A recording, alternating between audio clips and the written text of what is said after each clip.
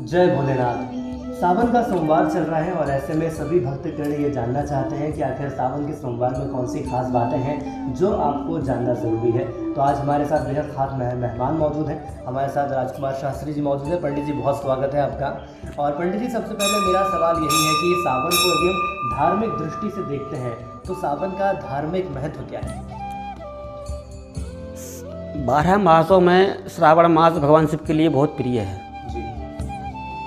भगवान शिव को प्रसन्न करने के लिए श्रावण मास में अनेक तरह से पूजाएं की जाती हैं। भगवान को प्रिय फल पत्र समर्पित किए जाते हैं और भगवान भोलेनाथ को ज़्यादा कुछ नहीं चाहिए जी।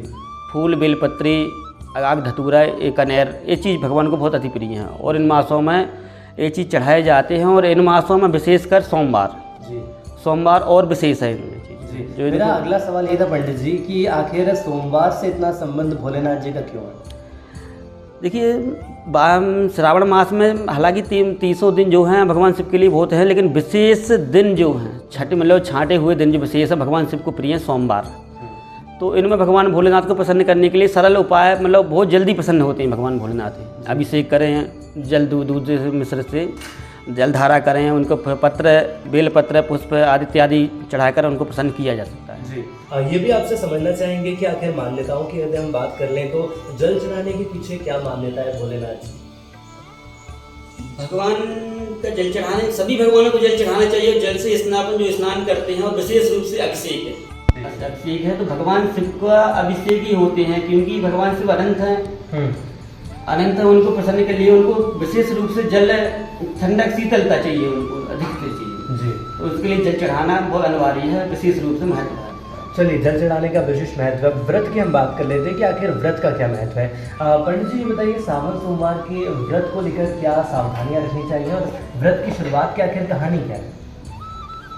देखिए व्रत सर्वप्रथम तो ये है कि इंद्रियों को वश में करने का ही व्रत कहा गया है। अन्न छोड़ना या चीज करना तो व्रत नहीं है। हालांकि जो अपने जिस दिन व्रत रख रहे हैं भगवान भोलेनाथ का सोमवार या प्रदोष या अन्य दिन जो भी जी व्रत रख रहे हैं आप, तो विशेषकर भगवान शिव का ही पूजन उसाचन हो उस समय जिनका ही व्रत रख रहे हैं आप उनके लिए चाहिए। जी।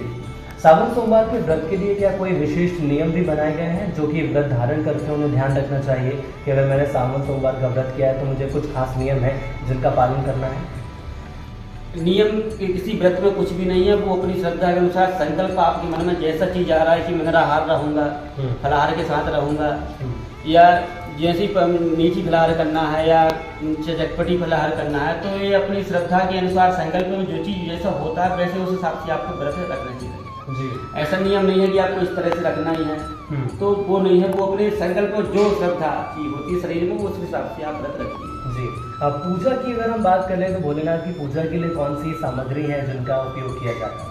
भोलेनाथ की सामग्री हैं जैसे पत्र फूल बेलपत्र में ले ले तो पहले नंबर फूल, आठवे फूल, कनेर, धतूरा, बेलपत्र, सभी पत्र इत्यादि भगवान भोलेनाथ को प्रिय है। शास्त्री जी ने हमें तमाम जानकारी दी है कि आखिर व्रत कैसे रखा जाए, लेकिन व्रत खोलने का सही तरीका क्या है? व्रत से तो खोलने का सही तरीका आएगा मास पारायण। एक दिन का मास होता है, मतलब मास ब्रह्म मुहूर्त से ब्रह्म मुहूर्त तक चलता है, वो दिन होता है। तो जैसे मान लीजिए आपने सोमवार का व्रत रखा है तो सोमवार का व्रत प्रातः 4 बजे से अपनी संस्कृति रीति से प्रातः 4 बजे से व्रत प्रारंभ हो जाता है जी। और दिन बीतने पर जो दिन बीत गया सोमवार का दूसरे अगला दिन जो लग रहा है आप स्नान करें, भगवान भोलेनाथ को प्रसाद भोग जो भी इत्यादि आप चढ़ाएं और उसके बाद अपना व्रत का पारायण करें जी।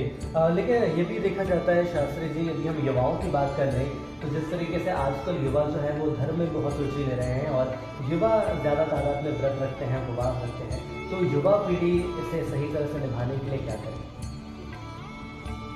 युवा पीढ़ी को सही तरह से निभाने के लिए व्रत का नियम जो व्रत कहता है कि जैसे कि रहना है कि उस समय लोभ लालच मोह माया इत्यादि को मन में न लाते हुए जिस दिन आपने व्रत रखा है उस दिन बिल्कुल भगवान भोलेनाथ का व्रत रखा तो भोलेनाथ का स्मरण पंचाक्षर मंत्र ओम नमः शिवाय इस मंत्र से आप दिन भर अपना जाप जितना हो सके उतना जाप करें। महामृत्युंजय मंत्र है, त्र्यंबकम यजामहे सुगंधिं पुष्टिवर्धनम उर्वारुकमिव मंत्र है, इस मंत्र से भी आप जाप कर सकते हैं जी। इसके अलावा अंत में ये आपसे समझना चाहेंगे कोई ऐसा संदेश जो आप हमारे दर्शकों को देना चाहें कि सावन का सोमवार है, किस तरीके से आप भोलेनाथ की भक्ति कर सकते हैं और ज़्यादा फल प्राप्त कर सकते हैं? देखिए भगवान भोलेनाथ ही हैं, उनका नाम ही भोलेनाथ है। आप एक लोटा जल और एक बेलपत्ती चढ़ा दो, उनकी समक्ष अपनी मन की कामना करें तो भगवान भोलेनाथ जरूर समझेंगे, पूर्ण करते हैं उसको।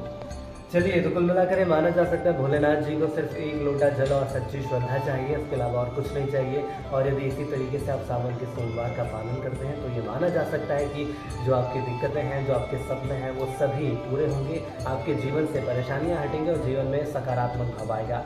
जय भोलेनाथ।